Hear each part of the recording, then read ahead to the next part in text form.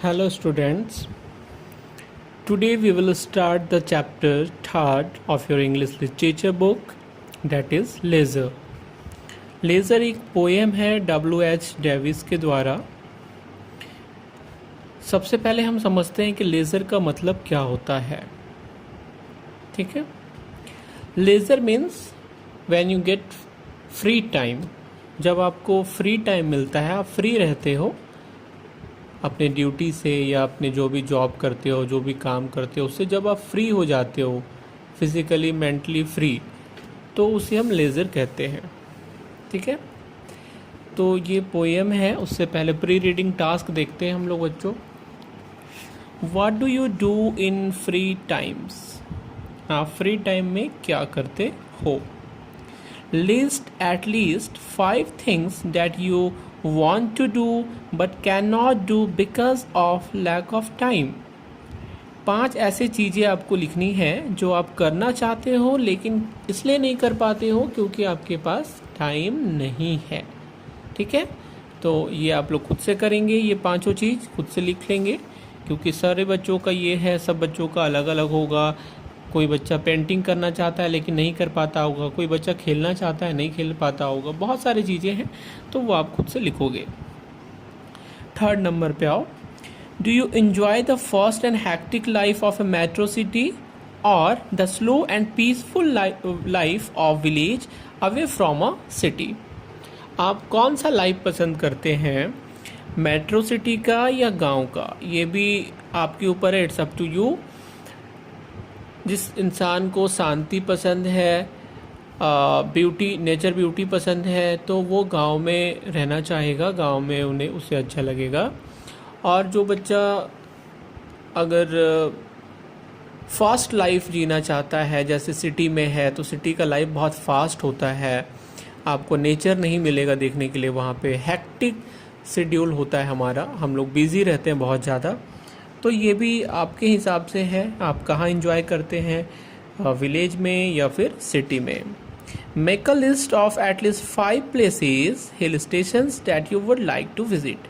यहाँ ये भी आपको खुद से करना है। 5 हिल स्टेशंस लिखने हैं जहाँ आप चाहते हैं विजिट करना। ठीक है, and why would you like to go to this places, और आप यहाँ क्यों जाना चाहते हैं वो आपको बताना है। तो ये बच्चों आपको खुद से करना है। अब हम लोग स्टार्ट करते हैं पोएम को। तो पोएम को हम लोग लाइन बाय लाइन समझेंगे। चलिए स्टार्ट करते हैं। What is this life if full of care? We have no time to stand and stare। देखिए, What is this life? यह लाइफ क्या है अगर if full of care, अगर इसमें हम पूरी तरीके से केयर करते हैं। ठीक है, हर चीज़ का केयर करते हैं। We have no time to stand and stare। हमारे पास बिल्कुल भी टाइम नहीं है कि हम कहीं खड़े होकर के स्टेयर करें, यानी घूरें, किसी चीज़ को घूरें, देखें। ठीक है, तो वैसा फुल ऑफ केयर लाइफ का कोई मतलब नहीं है। सेकंड स्टेंजा में आइए। No time to stand beneath the bows and stare as long as sheep or cows. हमारे पास इतना भी टाइम नहीं है कि हम beneath द बाउस का मतलब हुआ पेड़ की डालियों के नीचे, पेड़ के छां के नीचे हम खड़े होकर के बहुत देर तक शिप, भेड़ जो है, और भेड़ बकरियां, काउस, गाय जो है, कैटल्स, उन सभी को हम बहुत देर तक देखें। है ना, गाय बकरियों को आप लोगों ने देखा होगा, वो लोग चरते रहते हैं, पेड़ के नीचे कहीं खड़े हो जाते हैं, इधर उधर देखते रहते हैं, एंजॉय करते रहते हैं। लेकिन हमारे पास उनको देखने का भी टाइम नहीं है, नेचर ब्यूटी को भी देखने का टाइम नहीं है। No time to see when woods we pass where squirrels hide their nuts in grass. हम जब कभी भी किसी पेड़ के पास है, जो सूखा हुआ पेड़ है या लकड़ियां हैं जहाँ पे बहुत सारी वुड्स हैं, वहाँ से जब कभी भी हम पास होते हैं, गुजरते हैं, तो हमारे पास इतना सा भी टाइम नहीं है कि हम वहाँ पर देखें कि स्क्वायरल जो है, गिलहरी, उसने अपने नट्स को, वो जो नट्स खाती है मूंगफली वगैरह, उस नट्स को कहाँ उसने छुपाया है, ग्रास में छुपाया है या फिर पेड़ में कहाँ छुपाया है, वो भी हम नहीं देख पाते। ठीक है, No time to see in broad daylight streams full of stars like skies at night. देखिए, हमारे पास इतना भी टाइम नहीं है कि हम दिन के उजाले में खड़े होकर के स्ट्रीम्स को यानी छोटी नदियां जो है, झरने हैं, उनको हम निहारें जो कि फुल ऑफ स्टार्स। दिन में जो छोटी नदियां हैं, झरने हैं, वो फुल ऑफ स्टार्स जैसा दिखते हैं जब सूरज की रोशनी उस पर पड़ती है और पानी का जो फ्लो होते रहता है तो वो टिमटिमाने जैसे स्टार जैसे दिखाई देते हैं। ऐसा लगता है जैसे पानी में स्टार्स हैं, ठीक है, चमकते हैं वो। तो stream full of stars like skies at night, जैसे कि आसमान रात में टिमटिमाते हैं तारों से, वैसे ही दिन में जो स्ट्रीम्स है, छोटी नदियां, झरने जो हैं वो दिन में लगते हैं जैसे पूरा स्टार यानी तारे भरे हुए हों, ठीक है। लेकिन हमारे पास इतना भी टाइम नहीं है कि हम उसे निहारें, उसे देखें, ठीक है बच्चों। चलो आगे। No time to turn at beauty's glance and watch her feet how they can dance।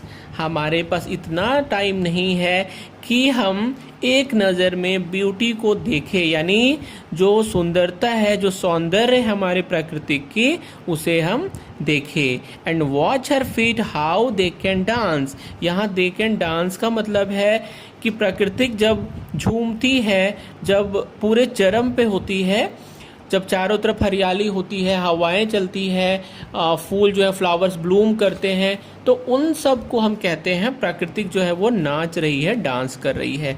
तो हमारे पास इतना भी टाइम नहीं है कि हम प्रकृति को डांस करते हुए देखें और नेचर को निहारें, ठीक है।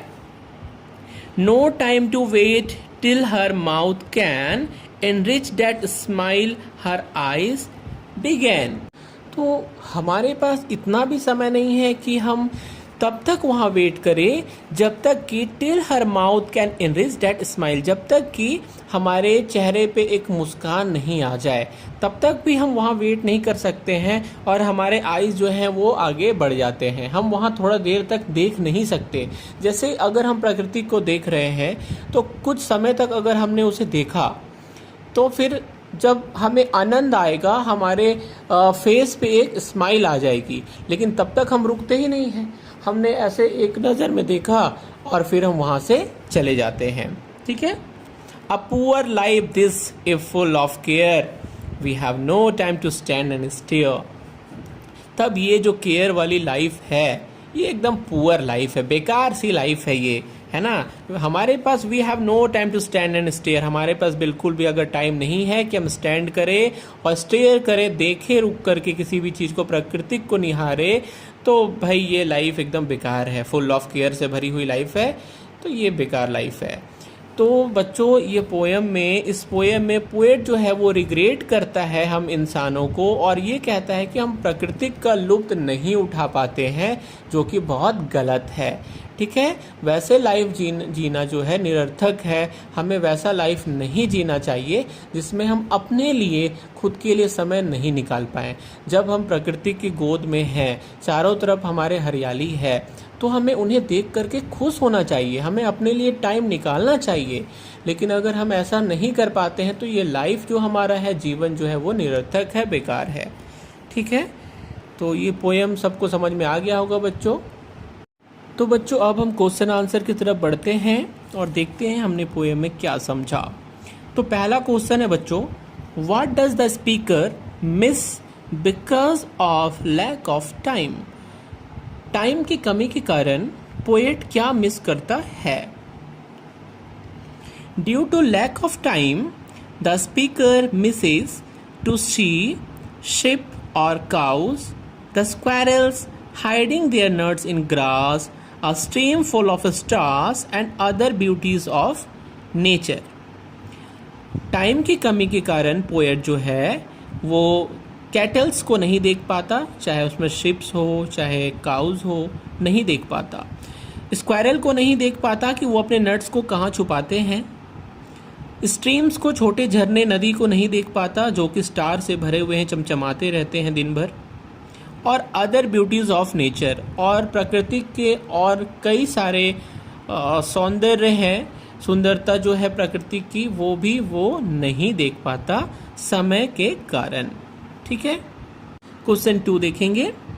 What do stars in the stream, line 8 refer to. Very easy है ना। स्टार्स इन द स्ट्रीम का क्या मतलब है? क्या स्टार जो है तारे वो टूट करके आ जाते हैं स्ट्रीम में, छोटे नदियों में, झरनों में?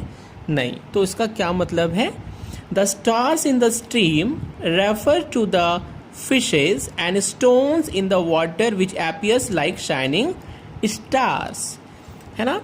तो जो नदियों में, छोटे झरनों में मछलियां हैं छोटी छोटी, और जो पेबल्स हैं छोटे छोटे टुकड़े हैं, वो जब उनमें सूरज की रोशनी पड़ती है, सूर्य की रोशनी जाती है, तो वो चमकते हैं और ऐसे लगता है जैसे कि स्टार चमक रहा है। ठीक है। Now question number 3, very easy. List the pairs of rhyming words in the poem. Rhyming word बच्चों आपको पता होना चाहिए क्या होता है। इसमें इस पोएम से हमें राइमिंग वर्ड चूज करना है, निकालना है। तो केयर स्टेयर, पास ग्रास, ग्लांस डांस, पाउस काउस। ठीक है। ये इतने राइमिंग वर्ड्स मैंने निकाले हैं पोएम से, तो हमारा ये 3rd नंबर भी कंप्लीट हो गया। अब बी नंबर पे आ जाओ। In the poem leisure the poet depicts various things and animals as attributes of nature. Read the poem and complete the chart given below. ये फ्लो चार्ट है बच्चों, वेरी इजी है। आपको नेचर का यहाँ पे लिखना है और फिर सी वाले नंबर में जो है वो सिटी लाइफ का लिखना है। यानी नेचर मीन्स आपका विलेज का लाइफ भी बोल सकते हैं, जहाँ पे नेचर ब्यूटी बहुत ज़्यादा है। तो वहाँ पे हमें क्या क्या चीज़ें देखने को मिलती है, कुछ दिए हुए हैं पहले से, जैसे नेचर में स्क्वायरल, स्ट्रीम, ये 2 चीज़ दिए गए हैं, बाकी आपको लिखना है। तो हम ये खुद से लिख सकते हैं इसमें, जैसे nuts, sky, stars, grass, trees, cows, ships. ठीक है, ऐसा हम लिख सकते हैं। तो ये आप लोग कर लेंगे, very easy. And the next one is city life. तो सिटी लाइफ में हमें क्या क्या मिलता है? Dust, bikes, cars, buses, trains, houses, buildings, जो भी आपको लिखना है वो आप यहाँ पे लिख सकते हैं। तो ये हमारा बी नंबर और सी नंबर भी कंप्लीट हो गया है।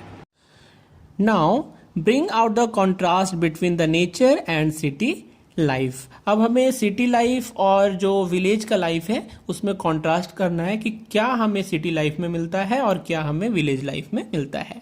ठीक है। Nature offers us many things just like cows and ship grazing in the fields, streams full of clear sparkling water, flowers, cool shade of trees and so on. इतना कुछ हमें विलेज लाइफ में मिल जाता है, और भी बहुत कुछ है, आप इसमें इंक्लूड कर सकते हैं। सिटी लाइफ की अगर हम बात करें, the city life is very mechanical where everybody is busy and has no time to relax. किसी के पास भी टाइम नहीं है रिलैक्स करने का, सब मैकेनिकल है, यानी वहाँ पे सब मशीनरी चीज जो है उनका चलन ज़्यादा है। The day is full of anxiety, और पूरे दिन चिंताओं से भरा रहता है। No one has time to stare at beauties of nature. किसी के पास भी टाइम नहीं है कि वो नेचर की ब्यूटी को देखे। ठीक है बच्चों। No time has been repeated in the poem. Why has it been repeated? Poem में नो टाइम बार बार रिपीट किया गया है, तो ये क्यों रिपीट किया गया है ये हमें लिखना है। The phrase no time has been repeated because poet wants to emphasize that really we have no time to enjoy the beauty of nature due to our hectic work culture. ठीक है, तो नो टाइम इसीलिए repeat किया गया है क्योंकि poet no time पे stress देना चाहता है, उसमें एम्फेसाइज करना चाहता है, बल देना चाहता है कि हमारे पास बिल्कुल भी सही में टाइम नहीं है और हम लोग जो है बिल्कुल भी ब्यूटी ऑफ नेचर को एंजॉय नहीं कर पाते हैं, क्योंकि अपने हेक्टिक वर्क शेड्यूल के कारण हम लोग अपने काम में बहुत ज़्यादा व्यस्त रहते हैं और बिल्कुल भी नेचर को हमें निहारने का टाइम नहीं है।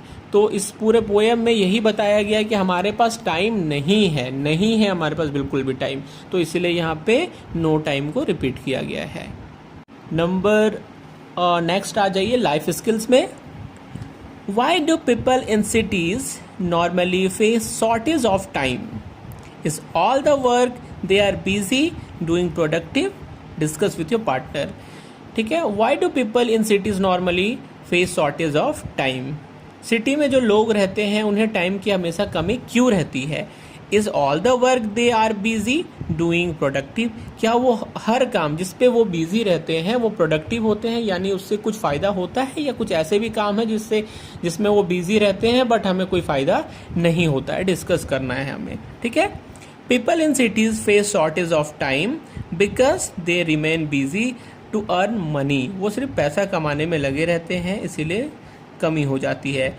Busy traffic and crowd also kills there free time.